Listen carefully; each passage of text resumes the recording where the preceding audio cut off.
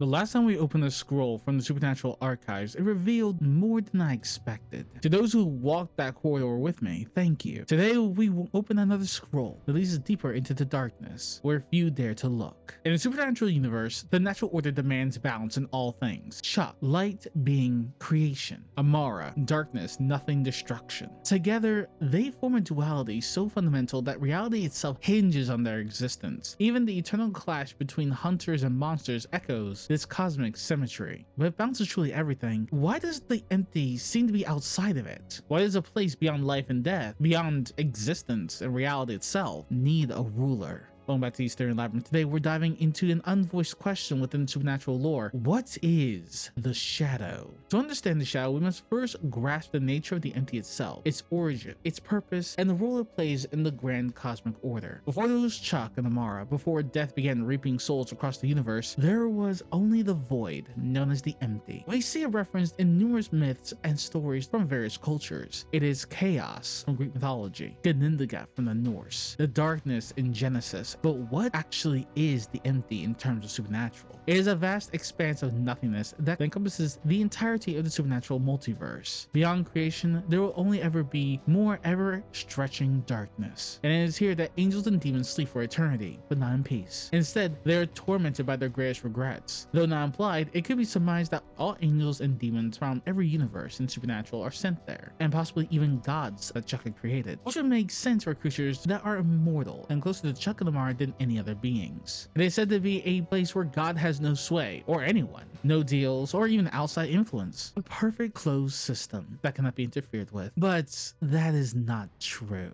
at least in some ways. Reapers are capable of tossing souls inside, as Billy, when she was still a Reaper, threatened Sam and Dean for Death's murder. So the next time you or your brother bite it, well, you're not going to heaven. Or hell. One of us. And Lord, I hope it's me. We're gonna make a mistake and toss you out into the empty. And nothing comes back from that. And there are specific methods that can influence those within the empty. For example, we've seen Castiel being awakened from the empty after Jack prayed to him. This is a hint at Jack's potential growth and power, something which we see repeated by Nick when he managed to awaken Lucifer through prayer. I'm bonded to you and what you are. I think that's how you first found me.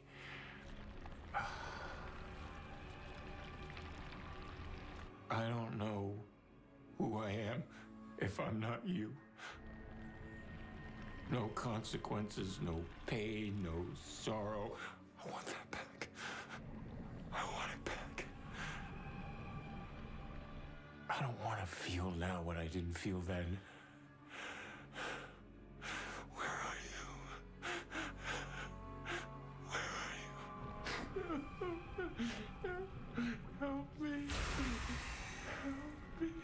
But this was not due to power, but instead this was due to a strong connection to Lucifer himself having once been his vassal, which shows that strong connections to residents within the empty are capable of awakening them so long as the bond was strong enough. And we know that souls can be retrieved from the empty, as was implied with Chuck having rebuilt Castiel numerous times to bring back Lilith. Even witnessing Jack being drawn back from the empty by Billy after his metaphysical supernova, we have seen a ritual that allowed beings from the empty to walk out, if they're awake of course, back into the physical universe. This suggests a malleability within the rules of the empty, enforced by the natural order. Despite the claims that no one, not even Chuck himself, has sway in the empty, those were just lies, sweet little lies. When examined more closely, we see that this assertion could be considered a lie, but that's more of an emotional fallacy that the shadow is laboring under because of, specifically, ownership. Time and again, we see that the beings of creation, angels, demons, Nephilim, are able of being recalled or awakened by those who either have strong bonds with them or is able to yank them back, likely through a metaphysical link due to the natural order. But Chuck does not manipulate the empty itself, merely his own creations that have fallen into the empty upon death. In a way, the empty remains inviolate, but its prisoners are not. With this baseline in place, let's tackle the real question. What is the shadow? According to its own admission, the shadow is a cosmic entity, or friendly neighborhood cosmic entity? Sometimes even referred to as the empty itself. This raises the interesting idea: could the empty and the shadow be the same thing, or are they two separate entities? Well, here's my hypothesis. The shadow is the consciousness of the empty. It's always existed, lying dormant, but its true form is the entire empty itself. Why do you look like me? Oh, yes. Yes.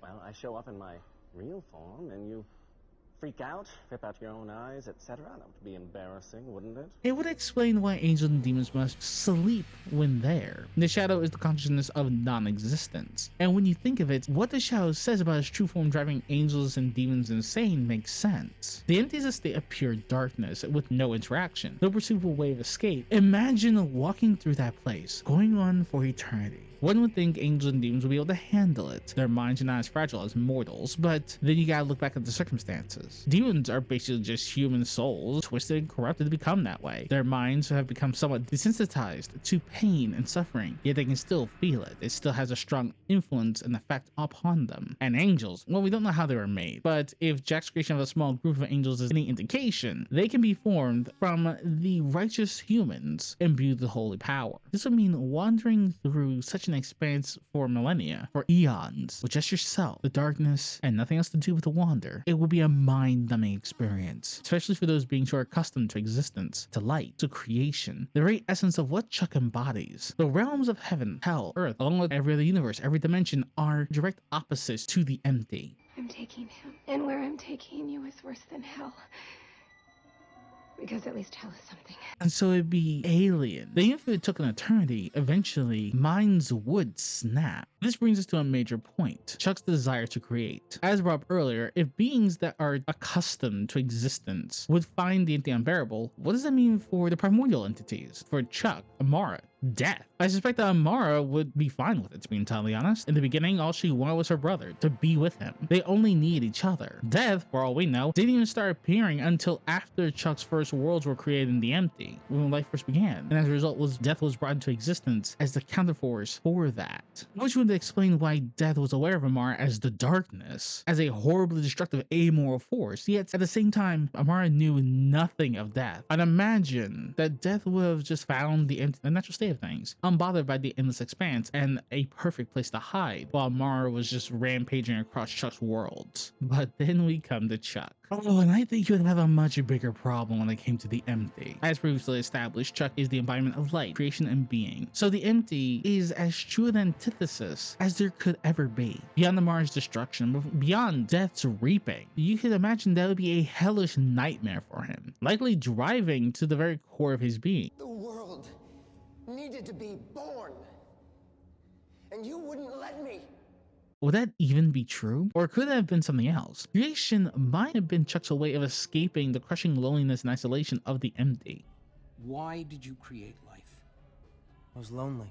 Your sister wasn't company enough? I am being. She's nothingness. It's not exactly the makings of a fun two-hander, you know? After all, Chuck wasn't just creating the universe for the sake of existence. His very essence is tied to the need to create, something beyond just him and Amara. The act of creation wasn't just to form life, it could have been a desperate attempt to escape.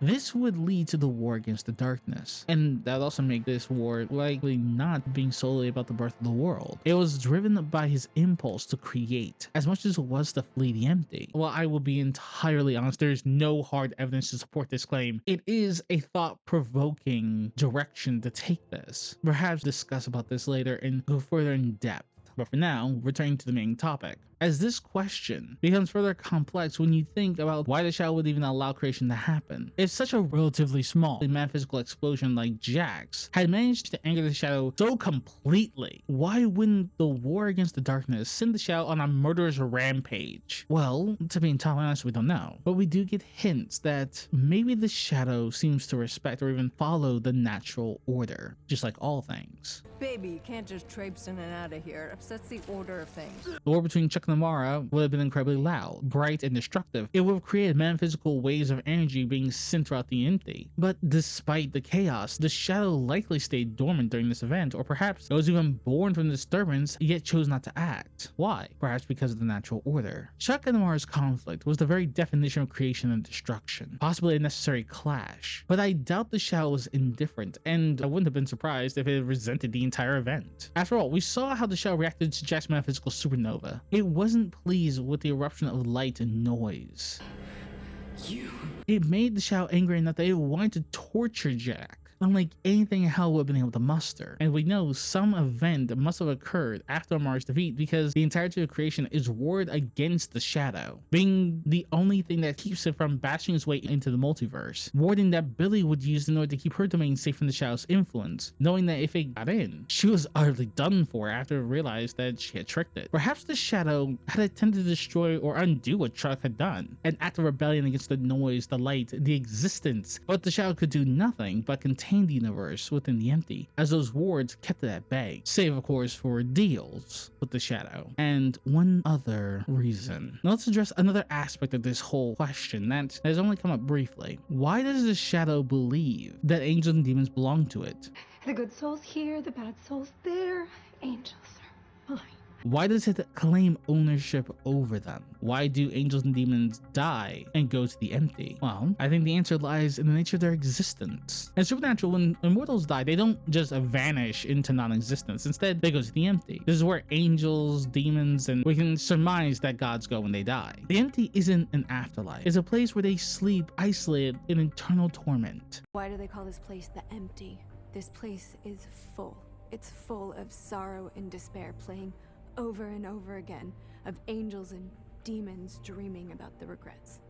Forever. A place that is never ending. Doesn't matter how many universes Chuck makes. Doesn't matter how many angels or demons are destroyed. The empty will never be full. It's impossible. Perhaps because of this, the shadow feels it has a claim over these beings. After all, the empty is their final resting place. This claim goes so far that the shadow is willing to break the wards of creation, invade heaven as a flood of darkness that resembles the liquid form of the Leviathans, all to go after Jack's soul, even while it had only a sliver of grace left, barely even being a Nephilim, and yet the shadow still believed that it had a claim over him, that Jack was it. But why? Why this obsession? Why would the shadow be willing to go so far? While this is not confirmed in supernatural lore, it could tie back to why angels and demons are in the empty, because the shadow feeds off their despair and their regrets. It feeds off the memories, the experiences that they've had, as if tasting the sweetness of existence without having to experience it. The shadow seems to enjoy inflicting pain and suffering upon those who enter its domain. It tortured Castiel with his own fears, regrets, and negative actions. It seemed to enjoy the pain Jack was in when Billy sent him to the empty as metaphysical supernova before he exploded. It was sadistic, vindictive, invasive, unstable, and these personality traits line up with an entity that has unending bitterness towards creation. I would not be surprised that if Chuck and Amara were to ever die, like what almost happened during the Darkness Crisis, the shadow would be waiting to torment them in particular. After all, the god twins did get away, which could bring us to another possible reason. They are a possible payment, a bribe to keep the shadow at bay, appeasement to keep creation from suffering its wrath, and why it believed the idea that no one having sway in the empty except for itself were lies, because the shadow was being cheated of its property, of the payment that it was owed. After all, the empty, the shadow, they are vast. But this brings us back to the core question: what the hell is the shadow? Is it the consciousness of the empty? Is it the empty's answer to Chuck and Amara, born from the chaos and the destruction that occurred during the war against the darkness? In some ways, yes, I'd have to say, but I think it's deeper than that. I don't think the shadow or the empty, since they can be referred to vice versa, is just some plane of non-existence or even just the consciousness of it. Or when you think of it, the natural order demands balance in all things. So where does the shadow fit into all this? What is its counterpart? If Chuck and Amara are counterparts, and Chuck creations are life, with death being its counterpart, what is the shadow? In Supernatural, there is something hinted, something spoken about, but not given any true context. You know the rules. I can create, I can destroy, but I can't do a hard reset, reboot everything without you.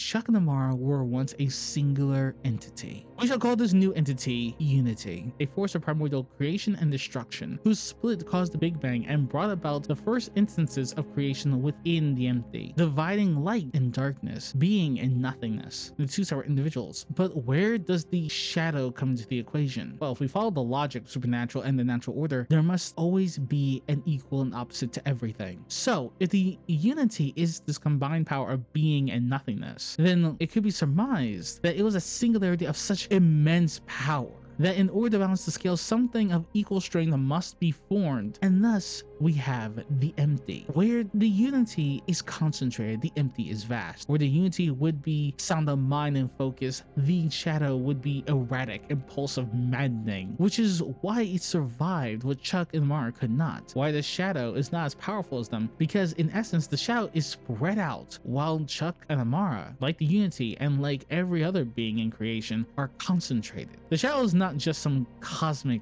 being. It could be the necessary counterpart to unity. It exists to keep the balance of the natural order intact, ensuring the forces of creation and destruction do not become overwhelming. Or it's just a crotchety old coup to the supernatural universe, but you choose. Until next time, have a good day.